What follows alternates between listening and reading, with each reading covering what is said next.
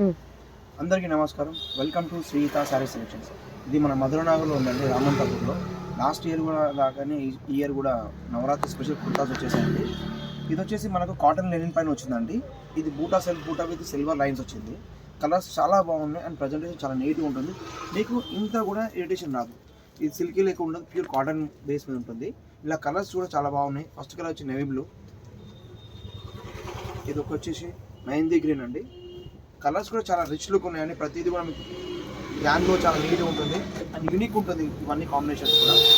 ఇది pure red అండి, ఒక రెడ్ కలర్ అండ్ ఒక బ్లాక్ కలర్ అండి. షార్ట్ లెంత్ కుర్తా వచ్చింది బ్లాక్లో కూడా.